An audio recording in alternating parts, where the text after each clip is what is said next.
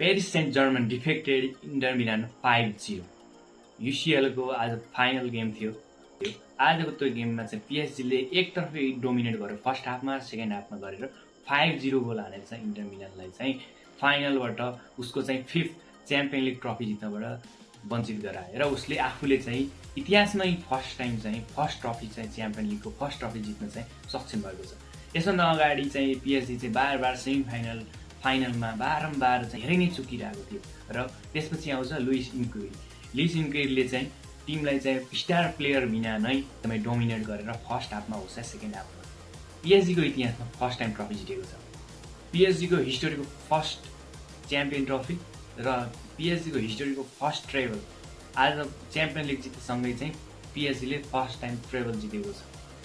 Louis इन्क्वेरीले चाहिँ different टिमबाट चाहिँ treble जित्ने सेकेन्ड कोच बनेको छ। यसभन्दा पहिला चाहिँ बार्साबाट चाहिँ ट्रेबल जितेको थियो भने अहिले चाहिँ पिएसजीमा गएर ट्रेबल जितेको छ। फर्स्ट म्यानेजर को भन्दा हामी सबैलाई थाहा छ, पेप दी गार्डियोलाले चाहिँ बायर्न र बार्सामा आएर ट्रेबल जितेको थियो भने लुइस इन्क्वेरीले चाहिँ बार्सा र पिएसजीमा गएर ट्रेबल जितेको छ। पिएसजीको इतिहासमा धेरैजना म्यानेजरहरू आए, धेरैजना म्यानेजर र धेरै किसिमको ट्याक्टिक्सहरू अपनाए, धेरै किसिमको स्टार प्लेयरहरू ल्याएर उनीहरूलाई चाहिँ आफूलाई चाहिने प्लेयरहरू चाहिँ पिएसजीले चाहिँ एकदमै राम्रोसँग उपलब्ध गराएको थियो र पनि बारम्बार सेमिफाइनल र फाइनलमा गएर वञ्चित भइरहेको थियो। यसभन्दा अगाडि चाहिँ कुनै पनि म्यानेजर र कुनै पनि स्टार प्लेयरहरूले चाहिँ पिएसजीलाई युसिएल जित्न सकाएको थिएन र भनौँ फाइनल म्याचसम्म चाहिँ जन पुर्यायो भने जितेको चाहिँ थिएन। तर लुइस इन्क्वेरीले चाहिँ त्यो एकदमै नक्सा नै बदलिदिएको छन् आजको गेममा चाहिँ। आजको गेममा फर्स्ट हाफमा र सेकेन्ड हाफमा यस्तो डोमिनेट गरेको थियो, इन्टर मिलानले पानी भन्दा पनि पाएको थियो खासमा।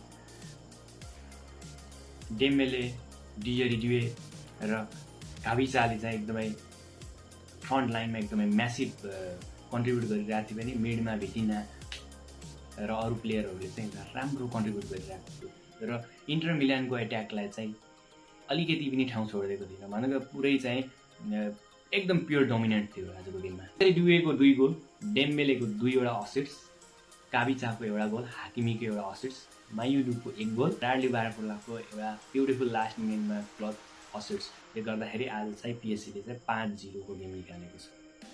इन्टर मिलानको टिम पनि त्यसभन्दा अघिल्लो गेमहरूमा चाहिँ त्यस्तो नराम्रो चाहिँ होइन, उसको डिफेन्स चाहिँ एकदमै राम्रो थियो र चाहिँ बार्सिलोनालाई चाहिँ एकदमै फर्स्ट हाफ सेकेन्ड हाफ गरेर उनले चाहिँ ओभरब्याक कम ब्याक गरेर पनि उनीहरूले चाहिँ जसोतसो जित निकालेको छ। बार्सिलोनालाई पनि लास्ट मिनेटमा नै के अरे डिफेक्ट गरेर उनीहरू चाहिँ गएको थिए। तर पिएसजी चाहिँ त्यस्तो भने जस्तो थियो, उनीहरूको प्लान नै आएको थियो, सुरुदेखि नै डोमिनेट गरिरहेको पिएसजीले चाहिँ भनिसकेपछि नै। डोरमुना पिएसजीको जुन चाहिँ प्लेयर छ उसले चाहिँ 2वटा बिग सेभ गर्यो र युसिएलको फाइनल जस्तो गेममा पिएसजीको क्लिन सिट र स्कोर बोर्डमा हेर्दाखेरि चाहिँ 5-0 हिस्ट्रीकै सबैभन्दा वाइड मार्जिनले चाहिँ फाइनल जितेको छ युसिएलको फर्स्ट टाइम र फर्स्ट टिम पनि पिएसजी नै भनेको छ।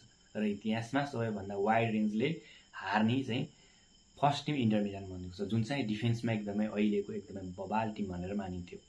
यसले चाहिँ के गर्छ त भन्दाखेरि विगतका स्ट्याटिस्टिक्सहरू सबै ओप्टा एनालाइसिसहरू सबैले गरेका ठुला चाहिँ स्ट्याटिस्टिक्सहरू पनि यहाँनिर फैलाएका छन्। आज एकदम न्यारो विन चाहिँ हुन्छ भनेर धेरैले एनालाइसिस गरेका थिए होइन, धेरैले प्रेडिक्ट गरेका थिए न्यारो विन हुन्छ, 2-1 अथवा 1-2 को अथवा चाहिँ 2-0 1-0 हुन्छ भनेर धेरैले चाहिँ एनालाइसिस गरेका थिए।